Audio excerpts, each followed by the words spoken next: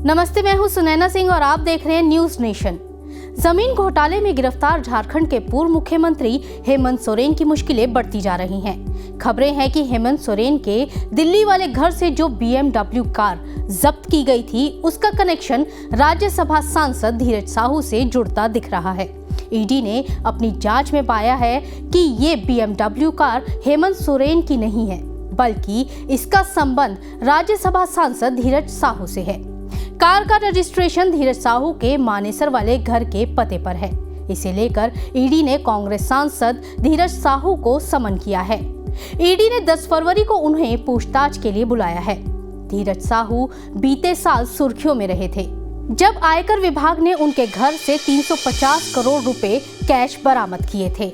ED ने 7 फरवरी को धीरज साहू के मानेसर वाले घर पर रेड की थी। जांच में पता चला है कि धीरज साहू ने ये BMW झारखंड के पूर्व सीएम हेमंत सोरेन को दी थी। ये BMW 16 अक्टूबर 2023 को खरीदी गई थी। इस बात का खुलासा होने के बाद अब ईडी ने धीरज साहू को मनी लॉन्ड्रिंग मामले में समन भेजा है। ईडी ने समन में धीरज साहू को पूछताछ और उनका बयान दर्ज करने के लिए बुलाया है।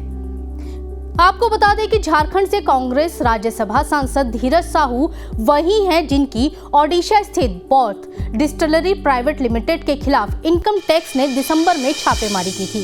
रेड के दौरान इनकम टैक्स डिपार्टमेंट को करीब 350 करोड़ रुपए कैश बरामद हुए थे।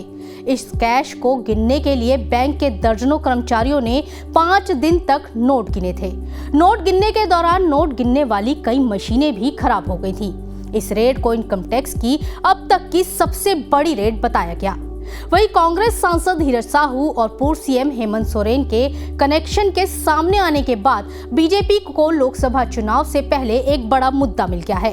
इस मामले में बीजेपी प्रवक्ता गौरव भाटिया ने हेमंत सोरेन और धीरज साहू के जरिए कांग्रेस पार्टी पर जमकर निशाना साधा। ये कार जब्त हुई थी। हेमंत सोरेन तो ईडी के सवाल का उत्तर देने के लिए उपलब्ध भी नहीं थे, तब उनकी गिरफ्तारी हुई। BMW कार जो है ये किसके नाम पे पंजीकृत थी? ये पंजीकृत थी धीरज साहू के नाम पर। जो छापे हुए थे वो झारखंड में भी हुए थे, ओडिशा में भी हुए थे, कई प्रदेशों में हुए थे। ये 352 करोड़ की जो काली कमाई है, ये कांग्रेस पार्टी की गांधी परिवार की तिजोरी में जाती है। धीरज साहू के घर पर रेड के बाद ईडी ने कोलकाता में भी 2 ठिकानों पर छापेमारी की थी। दरअसल ईडी ने PMLA कोर्ट में हेमंत और उनके करीबी आर्किटेक्ट विनोद सिंह के बीच हुई व्हाट्सएप चैट सबूत के तौर पर दिए थे। ईडी ने कोर्ट को बताया था कि हेमंत सोरेन के करीबी विनोद सिंह के पास से 539 पन्नों का व्हाट्सएप चैट मिला है, जिसमें कई महत्वपूर्ण जानकारियां हैं।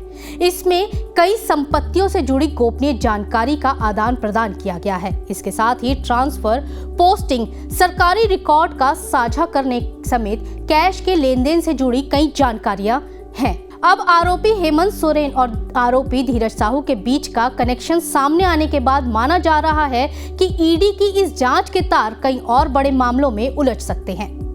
आपको हमारी ये खबर कैसी लगी, हमें कमेंट सेक्शन में जरूर बताइएगा। देश और दुनिया की तमाम खबरों को जानने के लिए बने रहें न्यूज नेशन के साथ। नमस्ते।